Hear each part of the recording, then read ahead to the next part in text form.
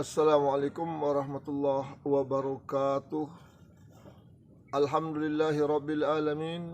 Wassalatu wassalamu ala asrafil anbiya'i wal mursalin wa ala alihi wa ashabihi wa man tabi'ahum bi ihsanin ila yaumiddin. Alhamdulillah, puji dan syukur marilah kita ucapkan kehadirat Allah Subhanahu wa taala, serta salawat dan salam marilah kita tujukan kehadirat Rasulullah Sallallahu Alaihi Wasallam, kepada keluarganya, sahabat-sahabatnya, dan orang-orang yang telah mengikuti sunnah nabinya sampai hari kiamat. Semoga dengan kita perbanyak selawat kepada Rasulullah, kepada Nabi kita Muhammad Sallallahu Alaihi Wasallam, kita mendapat syafaatnya nanti di hari kemudian.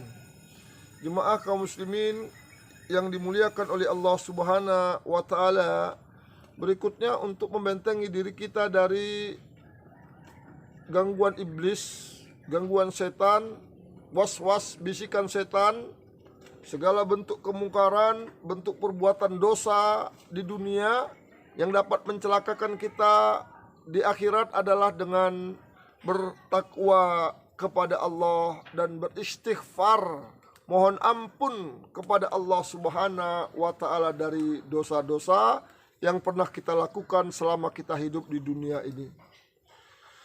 Dari sekian banyak definisi takwa yang telah diterangkan oleh para ulama, yang paling menyeluruh adalah adalah menjadikan antara dirimu dan azab Allah Subhanahu wa taala benteng penghalang dengan mengikuti perintah-perintah Allah dan menjauhi larangan-larangan Allah.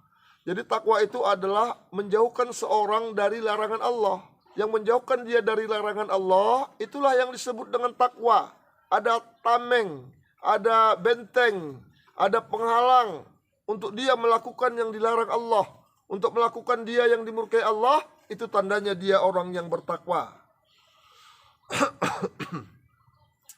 Jemaah yang dimuliakan oleh Allah Subhanahu wa taala, orang bertakwa kepada Allah Subhanahu wa taala, ia akan melindungi dirinya dari gangguan setan. Seandainya pun ia terpedaya dengan melakukan beberapa perbuatan dosa, ia akan segera sadar, kembali kepada Allah, kembali kepada Rabb-Nya, memohon ampun kepada Allah Subhanahu wa taala, sebagaimana Allah Subhanahu wa taala berfirman dalam surah Al-A'raf ayat 201, Innal ladina taqau idza massahum ta'ifum minas syaitani tadakkaru fa innahum mubsirun. Sesungguhnya orang-orang yang bertakwa, jika mereka ditimpa was-was dari setan, ditimpa gangguan-gangguan setan, mereka ingat kepada Allah, maka ketika itu juga mereka melihat kesalahan-kesalahannya. Jadi takwa itu tidak bisa dipisahkan dari diri orang yang beriman, dari kaum muslimin. Dia senantiasa ingat kepada Allah, walaupun dia tergelincir dalam satu maksiat, dia kembali kepada Allah Subhanahu wa taala, tidak terbelenggu, berkubang dalam maksiatnya tersebut. Dia ingat kepada Allah Subhanahu wa taala bahwa perbuatan dosa ini dari setan, dari kelalaiannya mengingat Allah Subhanahu wa taala, dia kembali kepada Allah Subhanahu wa taala. Jemaah yang dimuliakan oleh Allah, dalam ayat yang kita bacakan tadi, Allah Subhanahu wa taala telah menjelaskan bahwa pada dasarnya orang-orang yang bertakwa adalah selamat dari gangguan setan. Jika suatu saat ia terberdaya godaan setan, dan jika setan mengganggu mereka tatkala lalai, maka ia tidak akan bisa menguasai sepenuhnya sebagaimana ia menguasai orang-orang kafir, tapi hanyalah merupakan gangguan kecil yang tidak tetap, yang datang kemudian menghilang karena hati yang tersadar. Dan jika setan berhasil mencuri sesuatu dari hati kaum muttaqin, kalau mereka lalai, maka bangkitlah pasukan istighfar untuk merendahkan dan bersimpuh di hadapan Allah Subhanahu wa taala, dan mereka merebut kembali apa yang telah dicuri oleh setan. Maka hati mereka tersadar dan lidah mereka berzikir kepada Allah Subhanahu wa taala, karena kesadaran itu tempatnya di hati dan zikir itu tempatnya di lidah. Jadi orang-orang yang takwa kalaupun tergelincir melakukan dosa, cepat sadar, cepat istighfar, cepat bertobat kepada Allah Subhanahu wa taala. Setiap orang dari para muttaqin akan mengingat semua kewajiban yang harus dilakukannya dan apa yang harus dia tinggalkan. Semuanya tergantung kepada kedudukan masing-masing. Maka awan kelalaian segera pergi darinya dan cahaya kesadaran dan pengetahuan akan menyinarinya.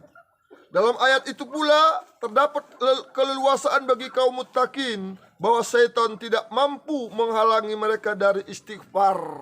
Jadi setan, iblis tidak bisa menghalangi lisan kita ini dari istighfar kepada Allah Subhanahu wa taala. Mohon ampun kepada Allah Subhanahu wa taala, bertobat kepada Allah Subhanahu wa taala. Itulah perbuatan yang tidak disenangi oleh iblis. Iblis tidak senang manusia itu bertobat. Iblis tidak senang manusia itu istighfar kepada Allah Subhanahu wa taala. Yang disenangi iblis itu manusia bergelimang dalam perbuatan dosa, berbangga dengan maksiat, merasa hebat dengan kemungkaran yang dia lakukan. Ini adalah yang diinginkan oleh iblis, sampai mati dosanya itu dapat dibawanya ke dalam kuburnya. Ini cita-cita iblis yang menjadi teman dia nanti di dalam neraka jahanam, yang ingin menyengsarakan manusia yang abadi. Jemaah yang dimuliakan oleh Allah Subhanahu wa taala. Allah Subhanahu wa taala telah menerangkan melalui lisan nabinya. Nabi kita sallallahu alaihi wasallam telah bersabda, "Inna syaitana qala a'idzatika ya Rabb la abrahu ukhwi ibadaka madamat arwahuhum fi ajsadihim." Faqala Rabbu tabaraka wa ta'ala wa iddati wa jalali la azalu aghfiru lahum mastaghfaruni. Setan berkata, demi kemuliaanmu wahai Rabbku, aku tidak pernah berhenti menyesatkan hamba-hambamu selama ruh-ruh mereka menyatu dengan jasadnya. Allah Subhanahu wa ta'ala menjawab, demi kemuliaanmu dan keagunganku, aku akan tetap memaafkan hambaku yang memohon ampun kepadaku. Jadi seberapa besar pun dosa kita, Allah tetap ampuni. Seberapa besar pun kesalahan kita, Allah tetap maafkan. Kalau kita minta maaf kepada Allah Subhanahu wa taala, kesalahan itu pasti akan terjadi pada diri manusia. Tidak ada manusia yang tidak ada salahnya. Akan tetapi seorang muslim harus segera kembali kepada Allah dengan bertaubat, sehingga dapat mencegah gangguan-gangguan setan dari dirinya. Nabi kita sallallahu alaihi wasallam bersabda, "Kullu ibni adama khata'un wa khairul khata'ina tawwabun." Setiap anak Adam pasti melakukan kesalahan, setiap anak Adam pasti melakukan dosa, dan sebaik-baik orang yang bersalah, sebaik-baik orang yang berdosa adalah mereka yang mau segera bertobat kepada Allah Subhanahu wa taala.